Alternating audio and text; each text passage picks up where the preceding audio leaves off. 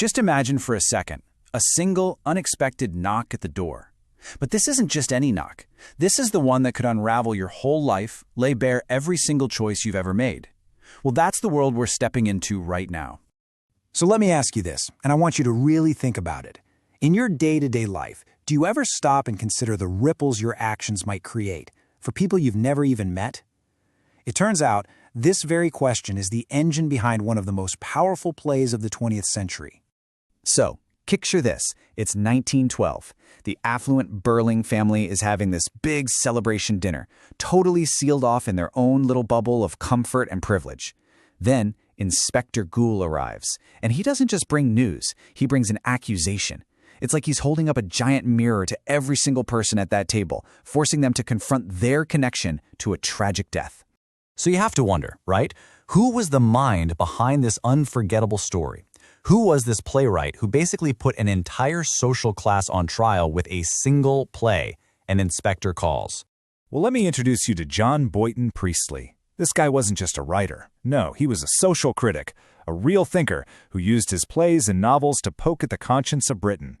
He was absolutely fascinated by the big questions and was definitely not afraid to challenge the established order. You know, the ideas you see in Inspector Calls, they weren't a one-off thing. Not at all. They were part of a lifelong obsession for him. Priestley came back again and again to these themes of social responsibility, how we're all connected, questioning inequality, and even the nature of morality and time itself. This stuff was his bread and butter. Let's dig a little deeper. There were really two intellectual passions that fueled his most famous creations: our duty to one another and the strange, almost fluid nature of time itself. This brings us to this crucial concept of collective responsibility. For Priestley, the idea that you could live your life in a vacuum, completely isolated from others, was a dangerous fantasy. He argued that we are all woven together, like a single social fabric. A tear in one place weakens the whole thing. And then there was his fascination with time. He wrote a whole series of time plays, like Time and the Conways, which just challenged that linear view of past, present, future. Imagine sitting in a room and suddenly seeing a vision of yourself 20 years on, bitter, defeated.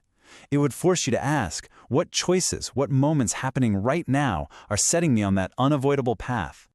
And get this, Priestley wasn't just a man of a few big ideas. He was an absolute machine. The man was incredibly prolific, producing a staggering number of novels, plays, and essays throughout his long career. This timeline shows a really fascinating journey. In 1932, Dangerous Corner showed how a single truth could just shatter a comfortable reality. Kind of sounds like a precursor to the inspector's methods, right? 5 years later, Time and the Conways explored the consequences of our choices through time. It's like both of those ideas then came together in his 1945 masterpiece, An Inspector Calls, before he later looked back with nostalgia in novels like Lost Empires. His unique style really came from this fascinating blend. He would ground his stories in these hyper-realistic settings, a London office, a suburban dinner party, with characters you could totally recognize. And then he'd introduce something fantastical, a mysterious inspector who might not be real, or a strange theory of time that changes everything. All right, so he was a giant of the 20th century, for sure. But why are we still talking about him? And why do schools still study his work so intensely today?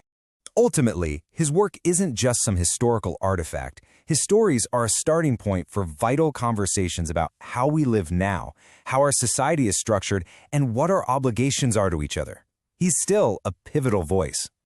I mean, in a world that's linked by global supply chains, viral social media, and shared environmental challenges, Priestley's insistence on collective responsibility isn't just a moral idea. It feels like a practical blueprint for survival. His message has only gotten more urgent with time. So let's end with this thought. Forget 1912. If that inspector, that catalyst for truth, knocked on the door of our modern world, what secrets would be revealed? What collective responsibilities would we be forced to finally